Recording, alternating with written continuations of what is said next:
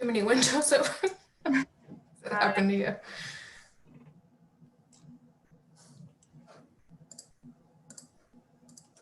All right. Does that look good on your end?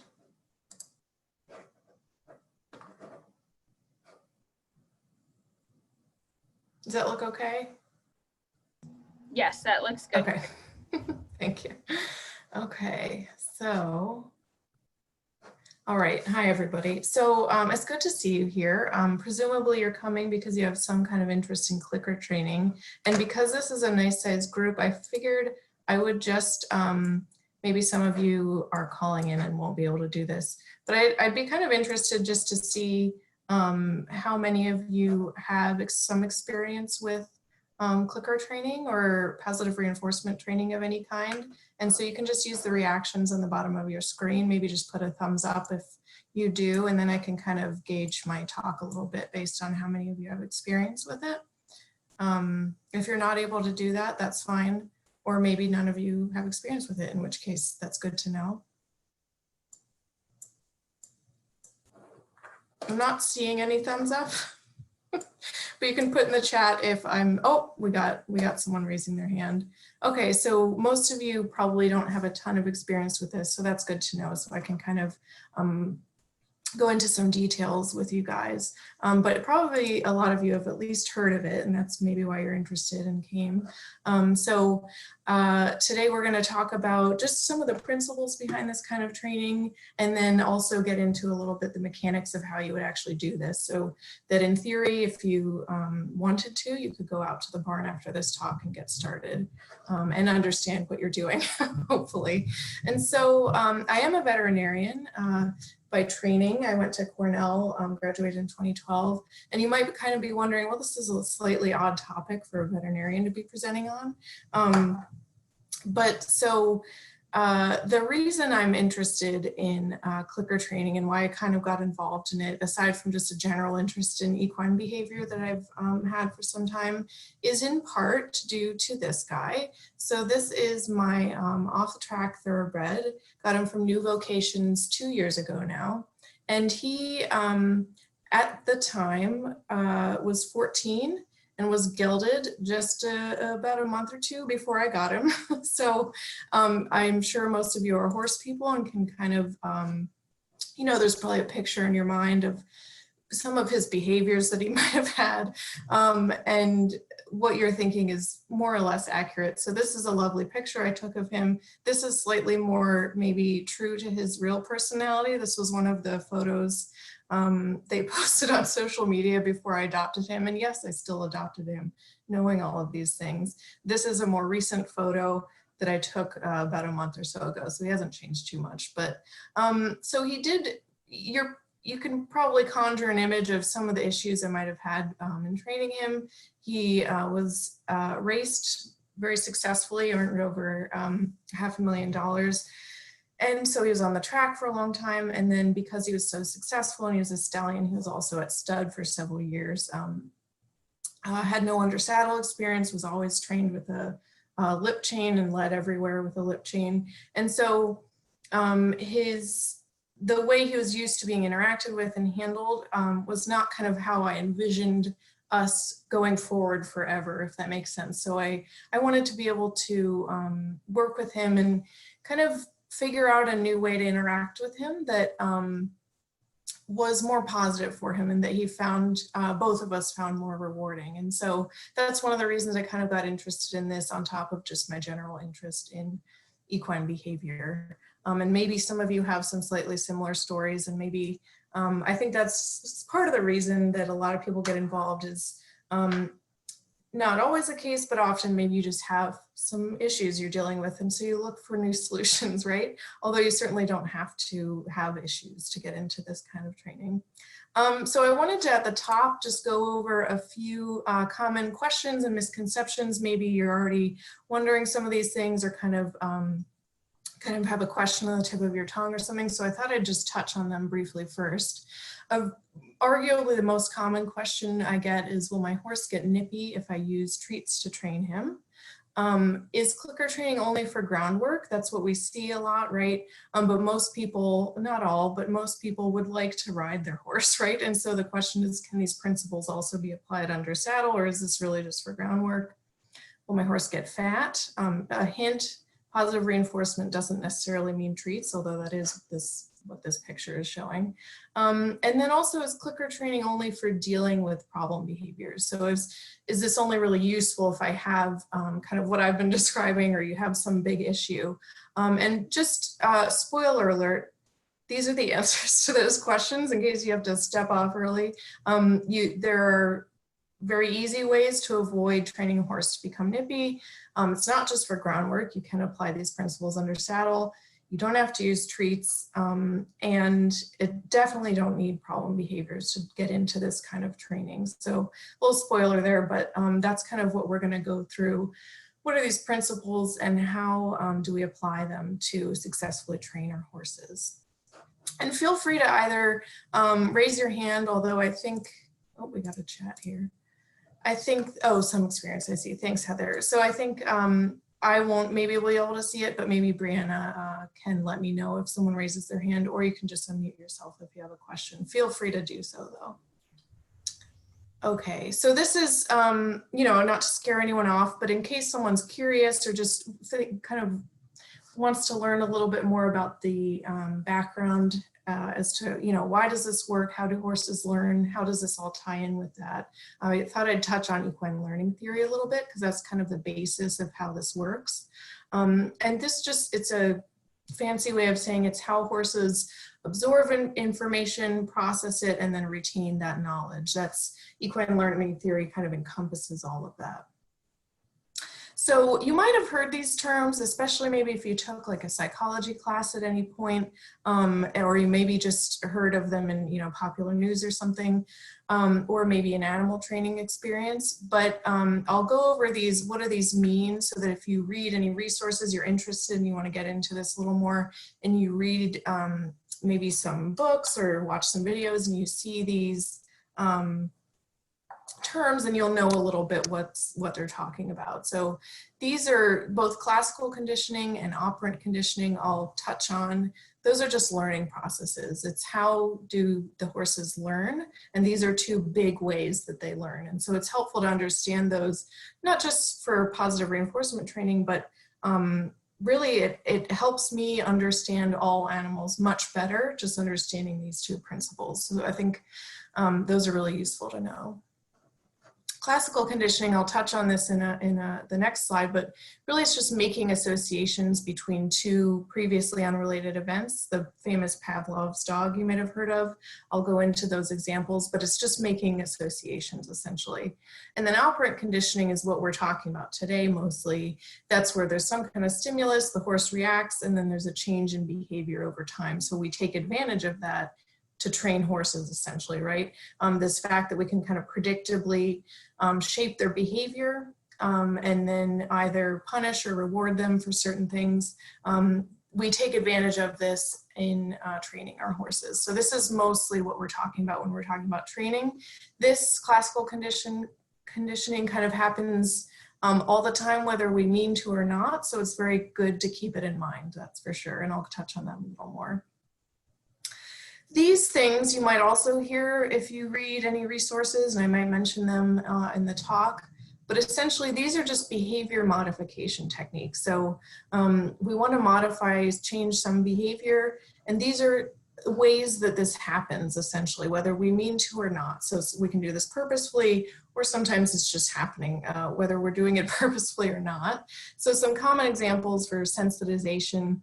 All that means is that we're increasing responsiveness. And I think a lot of people think about and hear about desensitizing horses. And so you might think like, why on earth would you want to sensitize a horse to something? But there are actually a lot of applications for that. For example, if you want to apply a little pressure to your horse's, excuse me, your horse's side with your calf or something, it would be nice if they responded to a very small touch, right? Instead of having to like really squeeze, it's better for the horse, it's easier for you, that's what we all want, right? And so initially they might not think to move away from that. And so initially you might have to push a little harder, but the goal is to sensitize them to that, right? So that you can just do a really small touch and they'll know exactly what you want, right? Similarly, sensitizing to touch to get a horse to move maybe their rear away, or they're, you know, touching the point of the shoulder so that they back up.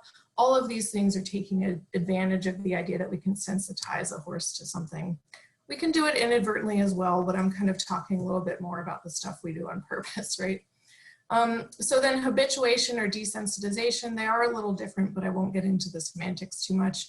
This is just the opposite, really, right? You're decreasing responsiveness. This is desirable to a lot of people. Horses are naturally flighty. That's their main defense mechanism. And so we don't always, especially when we're on their back, want them to display their natural response, right? Because it can be unsafe. And so people take advantage of the idea that you can, as long as an experience is positive, over time you can either habituate or desensitize an animal to something. So that's something we for sure take advantage of in the horse world. And then shaping is something that if you maybe like train dogs or something, you've probably heard of this idea, but otherwise I would say it's not very well known. So this is essentially, it's the way we do any of this training essentially. And this is probably the one to remember if you want to go out and start this, start some clicker training, like, you know, at 8 or 7 when we're done. It's just delaying the reinforcement until the animal offers just a little bit closer approximation of whatever the desired response is than whatever you've done in the past, right? So let's say that you want to teach your horse to walk up to the mounting block, stand still while you get on, and then stand still for 3 seconds while you're sitting there or something, right? If currently what he does is run away from you when you try to walk up to the mounting block, there are a lot of little steps you're going to have to take before you get to your desired, right? And so shaping is essentially the idea that you'll slowly shape every time they get a little closer. You just delay the reinforcement until they're a little closer to where you want, and then that you reward it. And then the next time, maybe the next learning session, you'll ask a little bit more and reward it, and you're done, right? And so you just slowly shape so that you're slowly getting closer to what you want to do. That's really important to remember. Surprisingly frustrating when you're actually doing it. I feel like, you know, I read about this stuff and I understand the principles, and then when I'm actually doing it, I'm like, okay, I taught him to move 1 step further than I did 3 days ago. Like, this is painfully slow, right? So, but it's just what the horse is capable of doing, right? And so that's a really important thing to remember, is that shaping can take time, and especially if it's slightly more complex or the horse is a little anxious about it, it can take quite a long time. So alternatively, sometimes they pick it up really quickly and you're like, oh, you're already doing what I want, you reward it, you can kind of move on. So just kind of paying attention to what it is that your horse is doing, and are you close to what you want to do or not, and just really reading their body language will be very helpful. And I know that was quite a bit for one slide, so definitely let me know if you have any questions or you want me to slow down. So, okay. So these were the 2 learning processes I mentioned. We got classical and operant conditioning. Classical is that one I said is kind of happening whether we want it to or not, and this is really important to keep in mind. Kind of just for welfare reasons, but also because you might inadvertently be training your horse to do something you don't want them to do. It's also called signal learning, in case you read something and aren't sure what they're talking about. And the reason it's most famous, or it was first kind of demonstrated in Pavlov's dogs, which you've probably heard of. So that was just an experiment where if you show a dog some food, they start to salivate. You don't have to train that, right? If you ring a bell for just a regular dog, there's of course no salivation, right? Why would that be linked, right? But then they did this intervention where every time they gave the food, they also rang a bell. And they did it for long enough that it became this bell, which used to be neutral stimulus, is now, because it's been paired with the food for so long, now it means to the dog, cues this conditioned response. And so you ring a bell and they anticipate the food because it's been associated for so long. And now this random stimulus that usually shouldn't mean anything to an animal creates a response in the animal. And so the bell creates the salivation. And this might sound very esoteric and not related to horse training, but anything that you pair long enough, and I do mean almost anything, you can inadvertently be creating an association with it, right? So if you're like, I can only catch my horse when I'm not planning on riding, right? Well, if you go out in your riding boots every time, and for whatever reason, maybe riding is a little painful for them, or they had a bad experience or whatever, then they'll pick up that every time I'm ridden, this person comes out beforehand in these particular boots. Then they'll pair that in their mind. And then over time, these boots, which aren't painful to the horse, mean kind of cue this response in them to get away from you, essentially, right? So, and I could list about 1,000 examples, right? But it's literally anything that you're pairing, you can inadvertently be doing this. So it's definitely something to keep in mind. I'll go over a couple examples. This is for cows usually, but the vet hospital thing, unfortunately, that's in small animals more, but unfortunately the vet can also be a cue. I know some animals who, when the vet truck starts to drive up the road, even before we can hear it, they panic because they've learned to associate those two things. It doesn't always take a long time for this association to come about, is the other thing to keep in mind. And this is just one more example to kind of cement it in your head a little bit more. It's the same idea where there's this thing, naturally, if a cow is suckling, there's milk letdown, right? That's just, you don't have to train that. And then if a regular cow lived out on pasture her whole life, walked into this milking parlor, that doesn't mean anything to her, right? There's no milk letdown because this is just a room, right? It doesn't mean anything to her. But because over time, every time she goes into this milking parlor, she's milked and the milk lets down. If that's paired long enough, then just going into this room, this milking parlor, will have this milk letdown. And this maybe is, again, you're kind of like, okay, what about horse training? Well, so here's one example. This is like a tack up area, wash bay, maybe where the vet does their hock injections or whatever when they come, right? So whatever is going on in this area to the horse, they're making associations in their mind, whether you're aware of it or not, right? And so if, let's say, there's the horse chokes really badly and they have to have a nasogastric tube pass, and it doesn't go down easily, and it's this whole kind of semi-traumatic experience, there's blood everywhere, and they were doing all that procedure in this area, then they can, because it's such a big event for the horse, they can make that kind of negative association with a place in one event, right? And we've probably all encountered that before. And so it can happen just in one time if something really scary happens or really painful happens in this area, but it can also be a little more gradual, right? And those are the ones that are probably a little harder to keep track of. But let's say, your horse has kissing spines and you're not aware of it. And so every time you tack your horse up, you bring them in here, you plop their saddle on and, do up the girth, and already they're in a little bit of pain, right? But maybe it's not enough for you to notice quite yet. Well, over time, they'll come to associate this wash stall or whatever, this tacking area with, they'll form a negative association essentially, right? And so sometimes people will be like, oh, why won't he come into this area anymore? Or why is he scared of this now? Sometimes it's because there are little things that are bothering the horse that we haven't quite picked up on, but they've been making these associations in their mind. And so keeping track of this, so this isn't specifically to do with clicker training, but it is something to keep in mind for sure. When a horse is reacting in a way that you don't understand, try to think of what might be any negative associations they're making with this, because you can get around this, but you have to be aware of it to do something about it, right? So this is I think a really important idea. And also it's kind of always happening whether you want it to or not, right? So it can also happen in a good way. I've mentioned the negative associations they can form, right? But for example, I'm pretty sure my horse recognizes the little treat bag I wear, and he knows when we're going to do some positive reinforcement training. And so he seems to have made a positive association with that.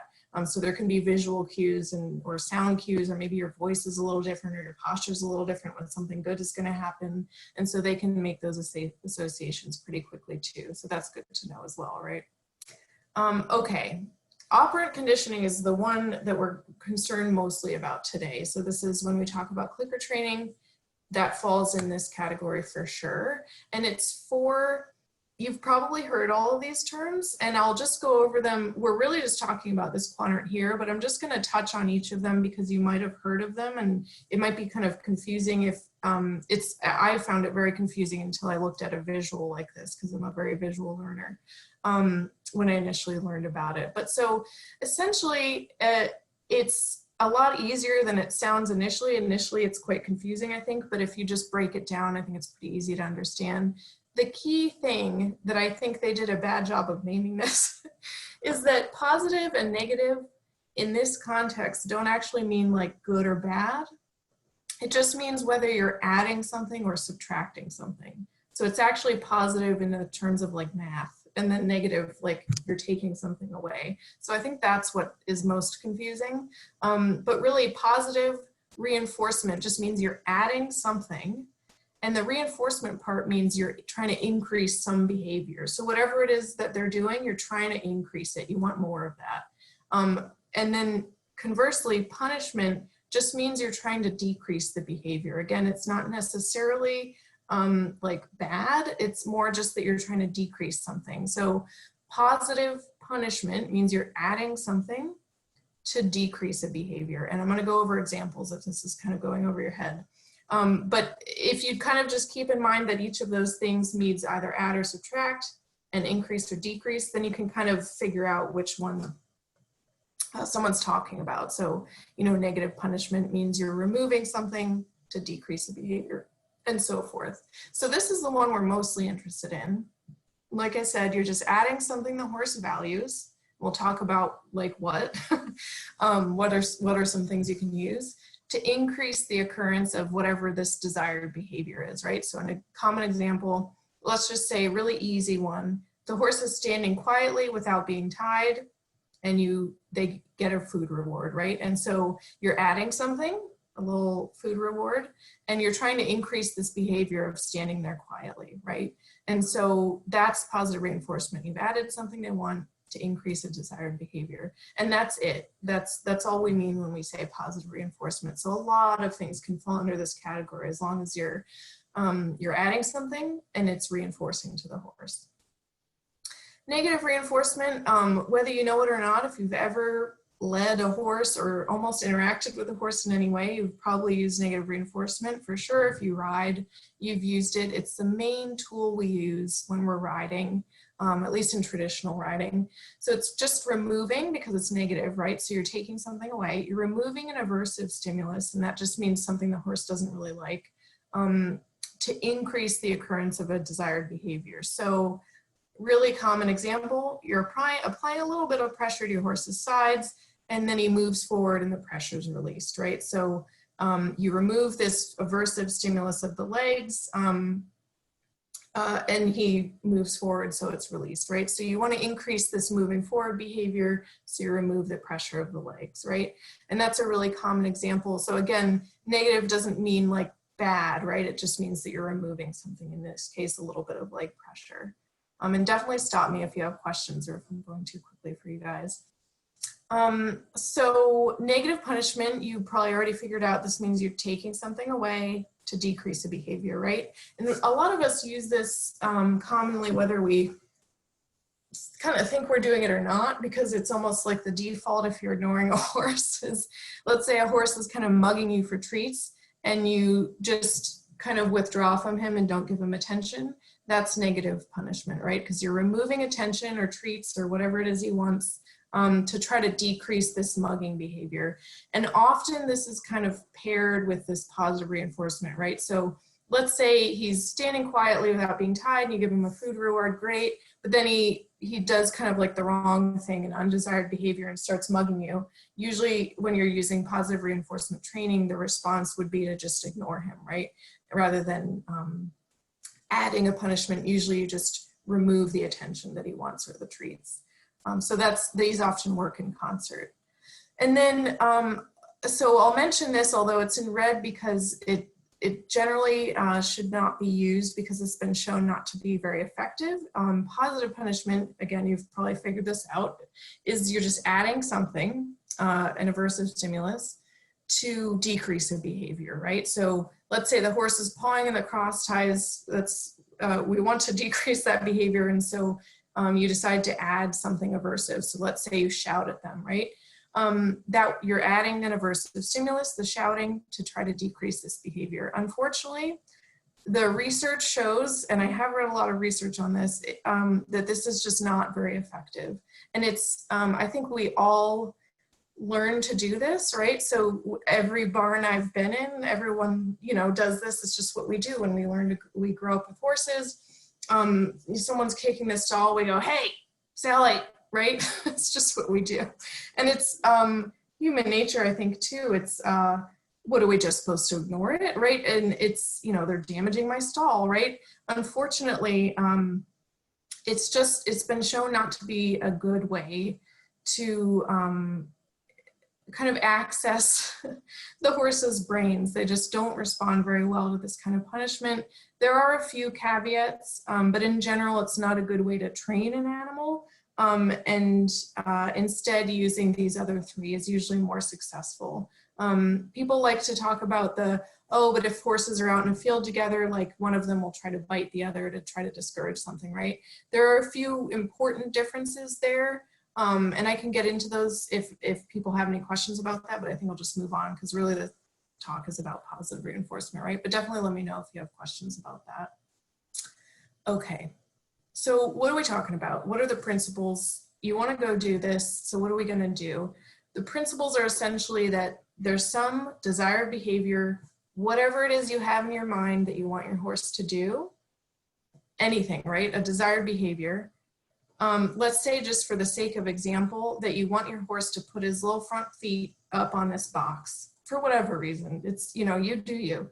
And that's what you want the horse to do, right? As soon as they do it, we'll get to how do you get them to do it. As soon as they do it, you want to click. And so I brought a clicker. I actually can't see my video, but let me know if this isn't showing. They come in all shapes and sizes. It's just a little device that makes a sound. There are a lot of diverse sounds.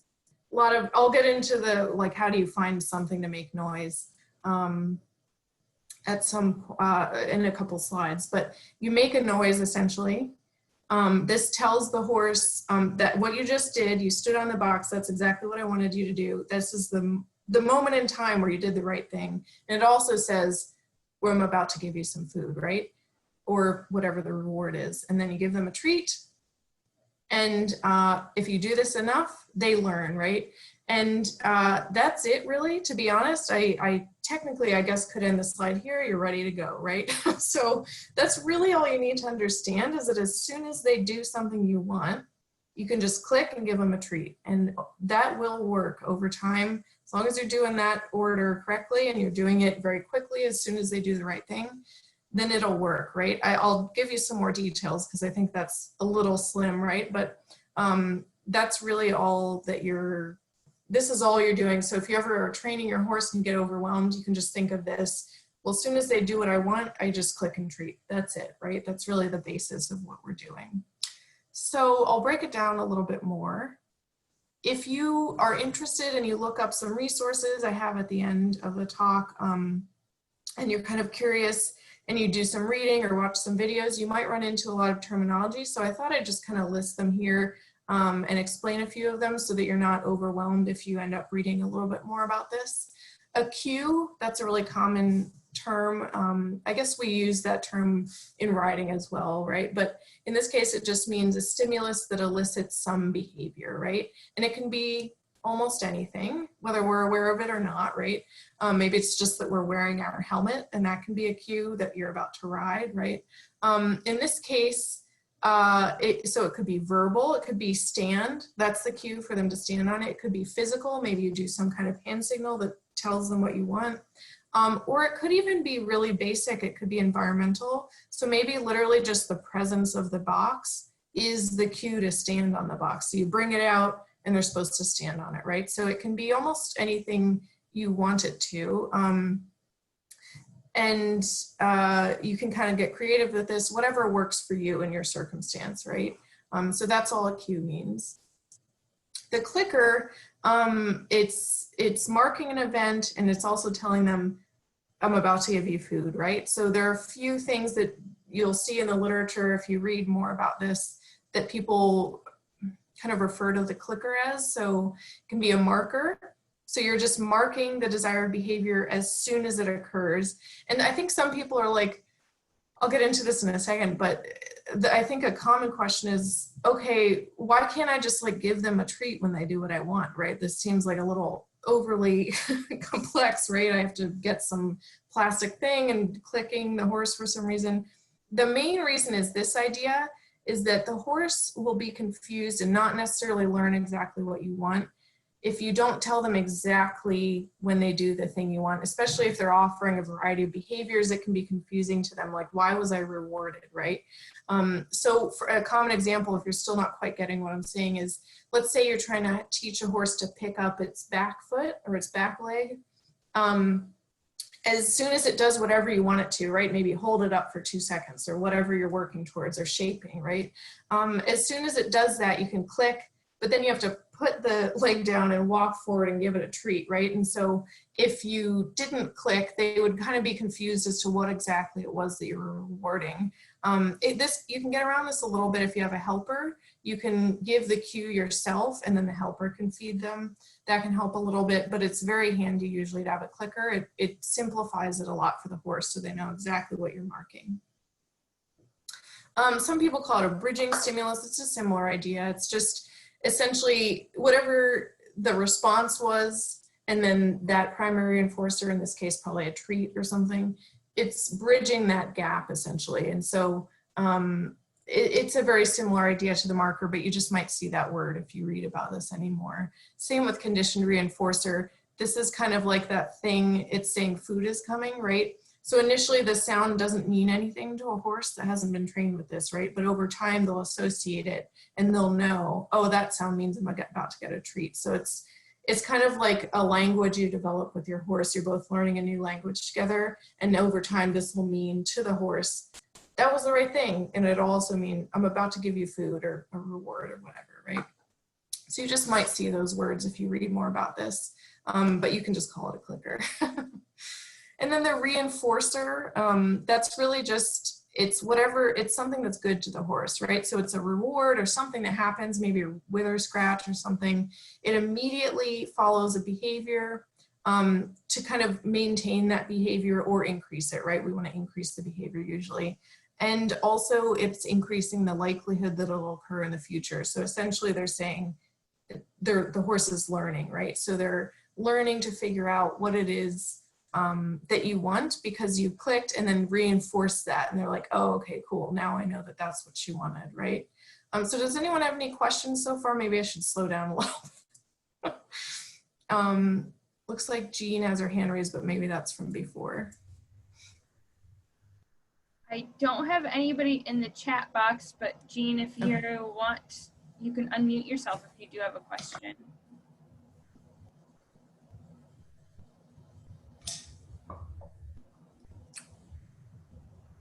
All right, that might have just been a mistake. Okay.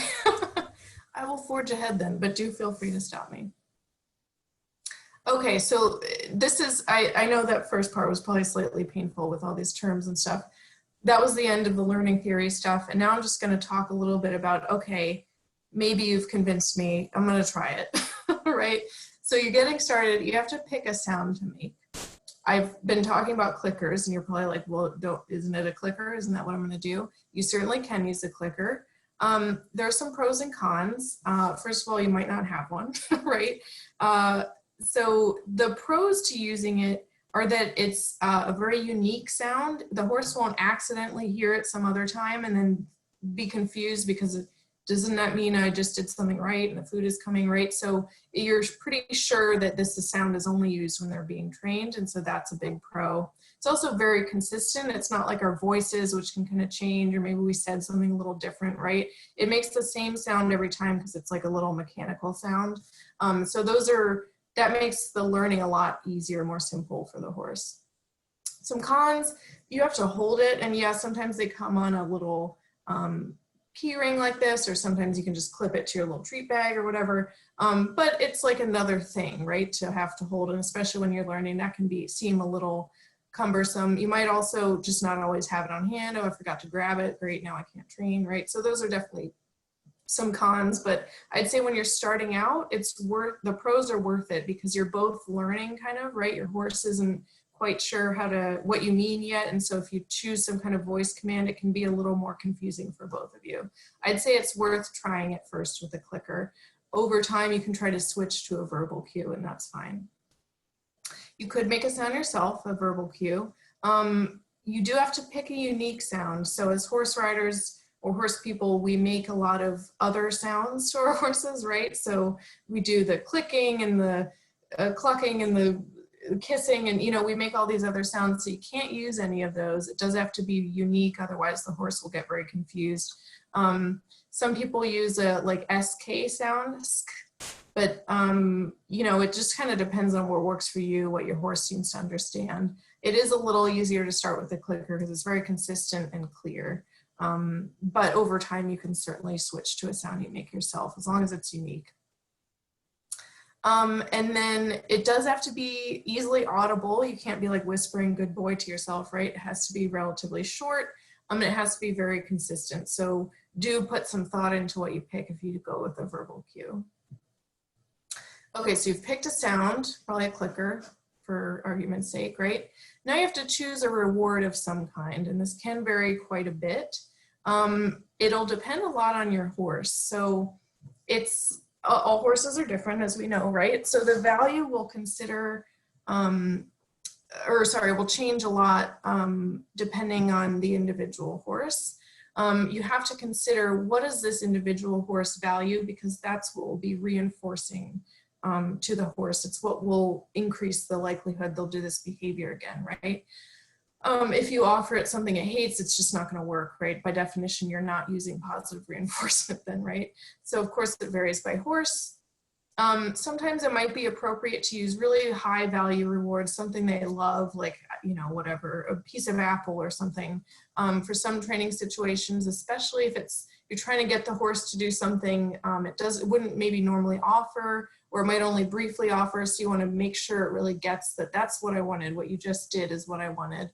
But often you'd be surprised what most horses will kind of train for. Some people use like just like tiny little handfuls of grain, like a teaspoon of grain at a time, or like alfalfa pellets. You can use a little bit of second cutting hay if you're not doing a whole long training session.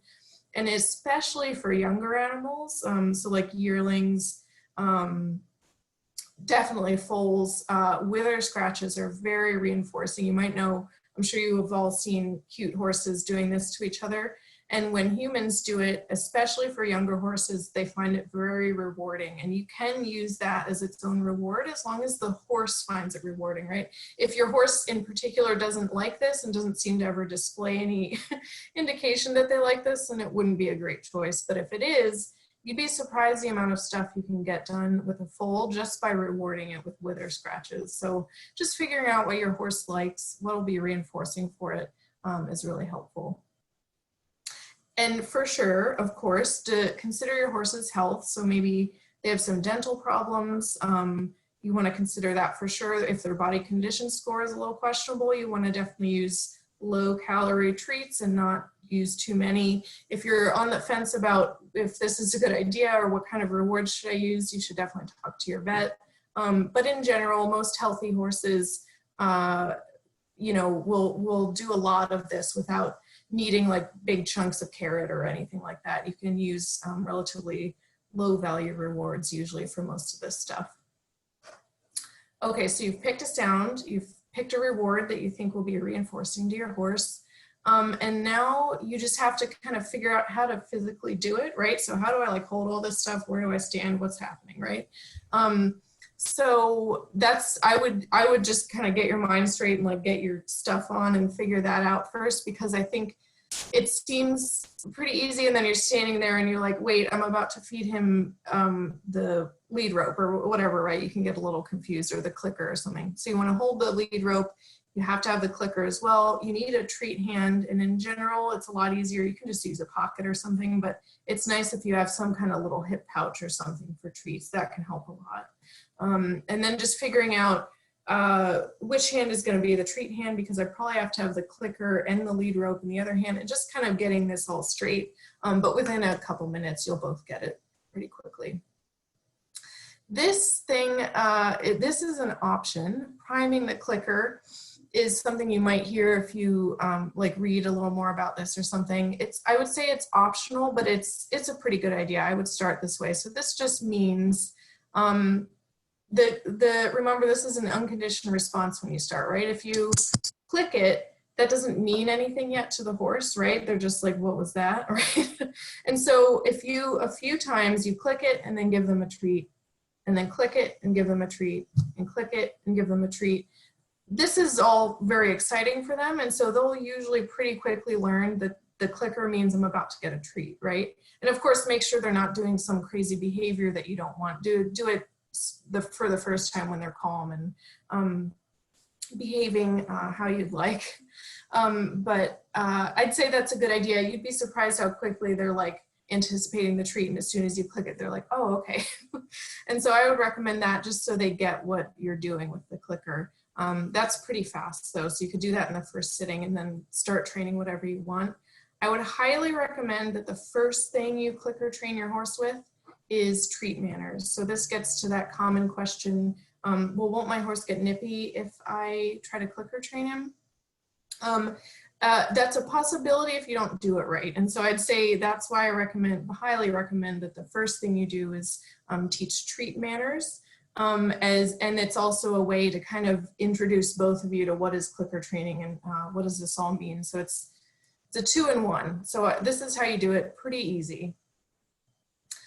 He's mugging for treats. This isn't what we want. That's not the desired behavior. So we just don't reward him. Pretty easy, right? And that's, for those of you keeping track, that's negative punishment, right? You're trying to decrease this behavior, so you take away treats and attention, right?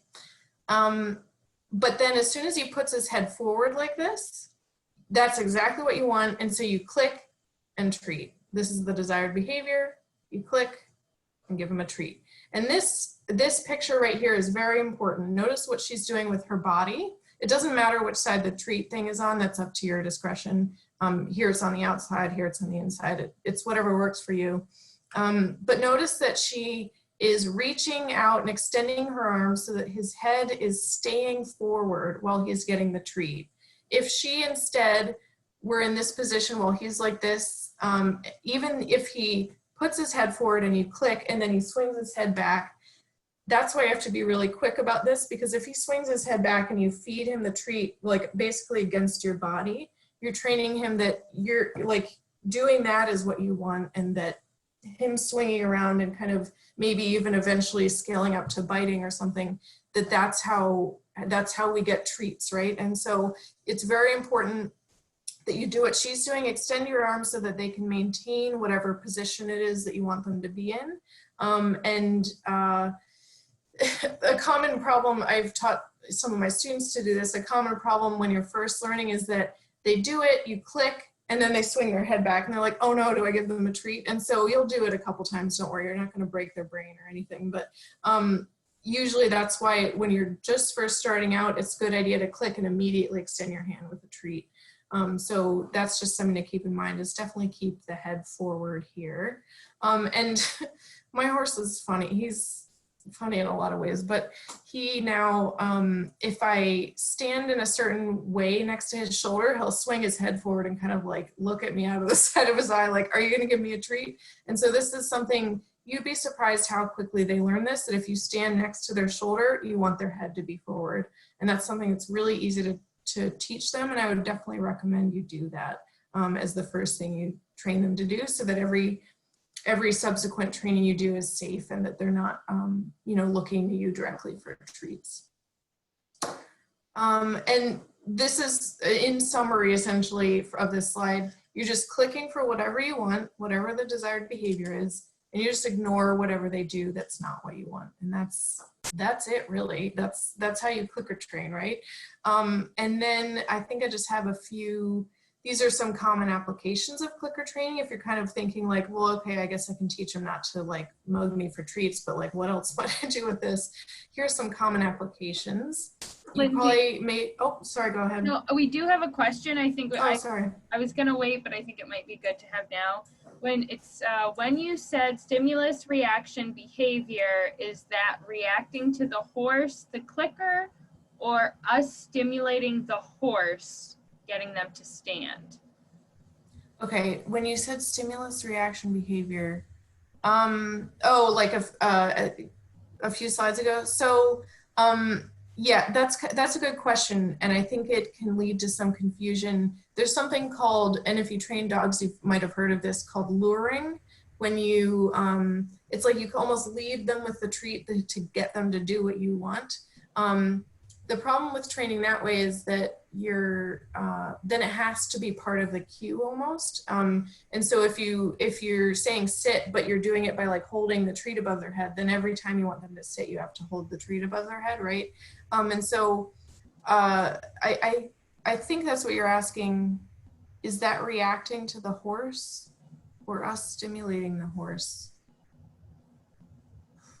I don't know if I'm answering your question or not.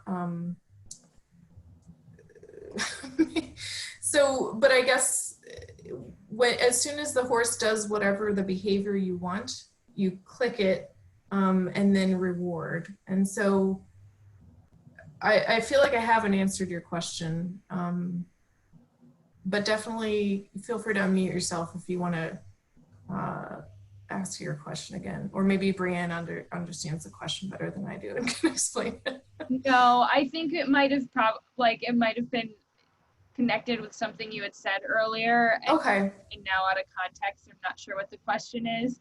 Okay. But we can come back to it, or if you want to unmute yourself, you can do that as well. Okay. Sounds good.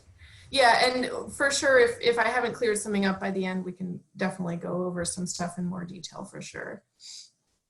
So target training, you might have heard of this or seen something like this. This is like a little buoy type thing on a stick, essentially. You can make your own version of this, and I'll show a few examples. So you can teach horses to lead this way. Essentially, you're shaping the behavior. First, you just teach them to touch it, and then you click and reward. And this is another one where you don't want to accidentally lure by just booping their nose with it, right? You want them to offer the behavior by putting their own nose to it.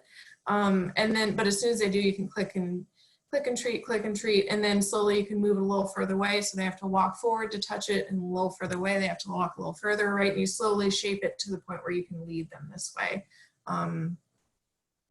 You can also do hip targeting, which is a little more challenging. Some horses understand, once they've learned to kind of nose target something, they understand that target means like move my body to it. And you can work on hip targeting. You might imagine that this would be very useful for mounting block stuff. And so if you have the problem where your horse comes up to the mounting block, but they're just like facing you and they're like, what are we doing? Then teaching them to hip target, so putting out a target or even just your hand potentially, and then them moving their hip to it, you can probably see how that would be really useful for something like that. Or just maneuvering your horse in general, that can be useful, right? Instead of trying to kind of push them into the position you want them in. This is an example where this woman trained her horse to target to this jolly ball that she was hanging on a little post so that she could groom him, right? So you do have to reinforce it. Obviously, she can't just, it would be very hard to shape a behavior where he's touching it for like 5 minutes without being reinforced, right? But over time, you can increase that so that you're not just constantly giving them treats, right? And he can learn that if I touch this for a little while, then she'll click and treat, and so I'll stay here, right? And so that's a kind of a nice way to do some like cooperative care type stuff.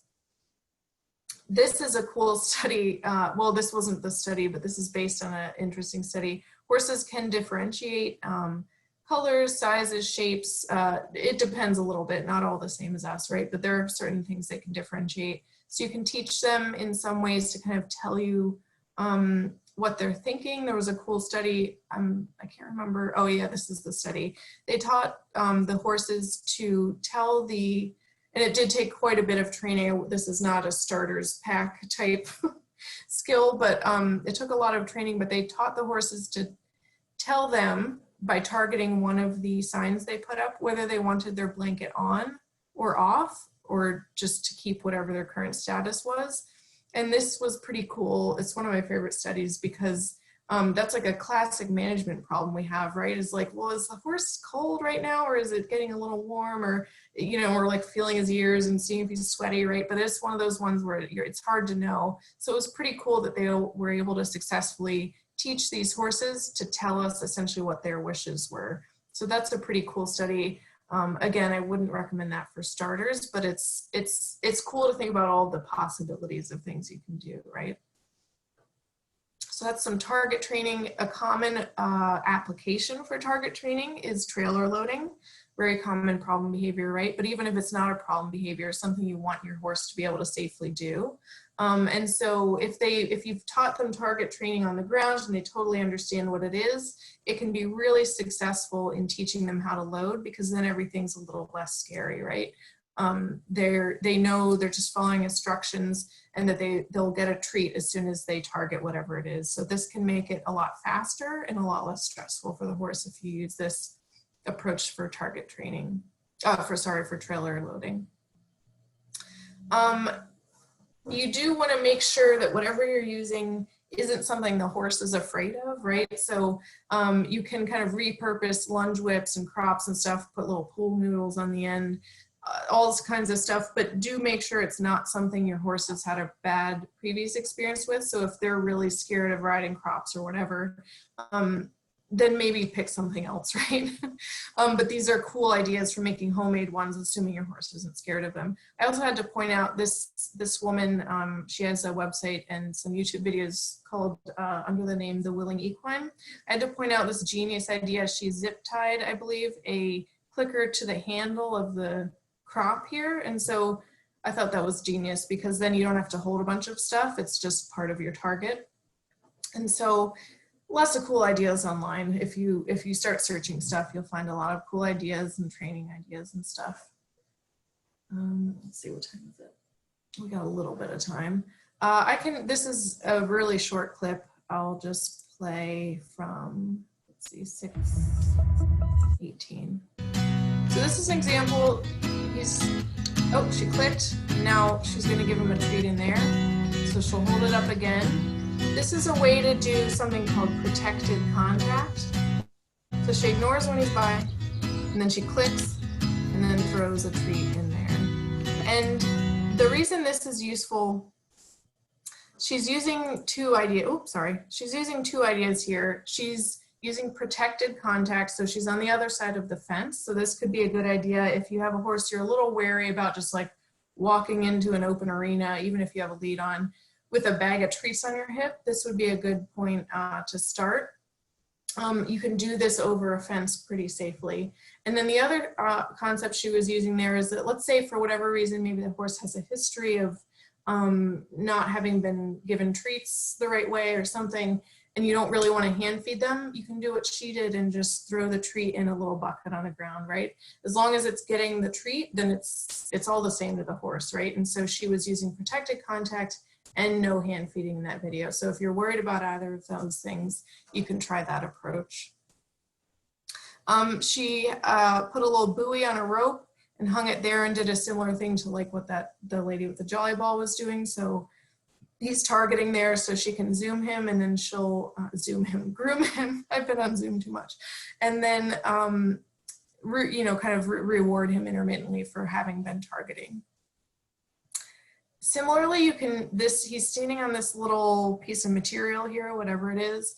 You can teach a horse to target with its feet. So similar to how that horse was up on the box and he was kind of targeting essentially with his feet, standing on a box, right? You can do the same thing with almost any material. So this is definitely one way. There are a lot of potential applications, but one way you could teach a horse to stand where you want him to stand at the mounting block is to get a piece of material. You could use like a little doormat or something, whatever. And if you teach him to stand on it and then you click and treat, over time you can put it where you want him to stand essentially, right? And then he'll walk up and put his feet there, click and treat, and then you can shape the mounting more generally. So that's a pretty cool application there. Almost infinite other exercises, right? So there are a lot of cool things we can train horses to do, complex, but also very simple ones. Haltering, a really great example. So first you can shape it really slowly. Let's say you have a horse who's just won't have a halter put on its head or had a bad experience or hurt its poll or whatever, right? You can shape it very slowly. So you can first just reward a calm head lower. Then you can reward just placing its nose through the nose band. And then you can kind of go to adjusting the crown piece and then maybe snapping and unsnapping the lead. And you could take, depending on how anxious the horse is about it, you could take many sessions to do this, or maybe he just hasn't done it before, but he's fine with it. You could do it in 1 or 2 sessions, right? So almost any behavior, so standing still and lowering its head and then being haltered quietly, you can train with positive reinforcement and kind of progressively shape it, right? Anything you do with your horse essentially, right? So backing it, placing the saddle, tightening the girth. This is tightening the girth is something I clicker train my horse. So now he, whenever I bring up the girth from the other side, I click and treat. And then when I buckle it, I click and treat him again, and he's great for girthing. So almost anything you can think of really, right? You can use this for. Veterinary procedures, obviously you wouldn't do the procedure yourself, but you can mimic it or do whatever it is that is concerning to the horse, and you can slowly shape it so that it doesn't find those things so aversive. Something like clipping, you know, again, you'd want to shape these slowly. So you'd want to just let them sniff the clippers, maybe target to the clippers is something you can do when they're off, just the appearance of them. You slowly introduce the sound, the vibration, right? You want to do that slowly, but you can use all these concepts to train almost anything, right? This is a video, I think we're running a little low on time, but so it's just an idea of what I've described here. So I can skip that. This is a paper where this woman trained the horse to target to her hand so that she could give it eye medications. So she eventually could just hold out her hand like this, and the horse would move his head and put his kind of eye inside where her hand was. And that was remarkably quick, actually. And so even if your horse doesn't have a problem or you know, doesn't need any medications right now, if you've done this with your horse, you'd be, sometimes it, not to be dramatic, but it really could save a horse's life if it's fine with anything you do to it and isn't scared of it. Then if it does get hurt or needs it, has an eye problem, it's not, you know, well, we can't get the eye meds in, we don't know what to do kind of thing, right? Then if you kind of work on all this stuff with your horse, then when the time comes, it's that much easier. So these are just a few ideas, you know, giving eye medications, applying fly spray, picking up hooves. And this is a woman from the Penn Vet New Bolton Center. They have a equine behavior research lab that does a lot of cool research with this stuff. These are semi-feral ponies that they train to do a bunch of management procedures in like a couple settings. And they've done a lot of cool work on that. So anything they've put out, that group is a great resource for sure. These are just a few additional ones. Karen Pryor, she has a couple of clicker training resources, one especially for horses. I mentioned the Willing Equine. CRK Training has a few really good ones on clicker training. And then this is a great resource in general for any equine behavior and training information, but they do have some stuff on positive reinforcement as well. Whew, okay, so I think we are just under the wire there. And so I'm happy to answer any questions. I can get into stuff that you had more questions on that I kind of glossed over. Okay, there's one question in the chat. My horse knows how to touch with me on the ground. I point and say touch. How do I transfer to riding? Okay, yeah, I'm happy to talk about some riding stuff. So people often say, well, it seems like this is just for groundwork, but because the same principle applies, they have to do whatever it is you want them to do, any desired behavior. and then you click and give them a treat. And, or well, actually any reward, right? So as long as they find it rewarding, then you can use clicker training, right? Technically, there is apparently a bit where you can press a thing on the reins and it releases a little sugar into their mouth. I've never seen one in person, and I don't know anyone who uses one, but I guess that is an option. If you're really committed to positive reinforcement training, you don't want to use any negative reinforcement, that's something you could do, and I guess it would be easier than leaning forward and offering your horse a treat, but that's an option. What I do with something that's relatively simple while we're either at the walk or the halt or something, so mostly what I use it for under saddle for my own horse is if I say ho, and I started on the ground with this, so I taught him this on the ground like you're saying, and then I transferred it to the saddle. Then as soon as he stops, I'll click, and then I lean forward in the saddle and give him a treat. I would practice that. Obviously, that's not necessarily like a physical movement that's available to everyone, and so you could have someone on the ground if you'd like, offering treats for the first few rides, but it's surprisingly easy. They'll do a lot of contortions to get a treat from you. Some people are worried, oh well, now he thinks he can reach around to get a treat. Usually by the point you're using it under saddle, you've trained the horse, you've already done all the treat manner stuff, and they usually don't then confuse when you're back on the ground. They seem to understand that it's a bit different. So you can have someone on the ground, or you can treat yourself. If it's some kind of really complex movement, like you're trying to teach the pee off or something, and you're under saddle, that can be harder, right? Because you can imagine, like, when exactly do I click? I'm moving, I'm holding reins, it seems impossible. So most of that stuff, people who are really committed to positive reinforcement training will try to teach those in hand. And then once the horse seems to understand what it is they're asking, they'll kind of decrease the reinforcement over time. I should say that if you're clicking, you always want to give a treat. You don't have to reward every time they do something good, but if you do end up clicking, you have to give them a treat. Otherwise, the clicker won't mean anything anymore. So you have to be very consistent about that. That's not to say you have to reward everything they do, but if you end up clicking, you should also give them a treat. So you're asking specifically about, sorry, I closed the chat. You're asking specifically about touch. I guess it would depend on what you want him to touch. Is it like your hand or just part of the wall or something? If it's your hand, that would be, you could teach them to, although I'm not sure I know the utility of that. Let's see. How do you give the cue for touch from the saddle? Do I just say touch and let her guess what she's supposed to? A cone. Oh, okay. Yeah, so it would have to be associated with a particular visual cue in this case, probably, right? So I'm trying to think of usually the more specific the cue is, the better. And so animals are not nearly as good at we are as generalizing. So a really broad cue like touch might be a little hard at first. Some people do say like target if they want the horse to target something, but usually that's to a specific object. And so you might have to teach, depending on what it is that you want them to touch for whatever reason, you might have to teach a specific cue for that.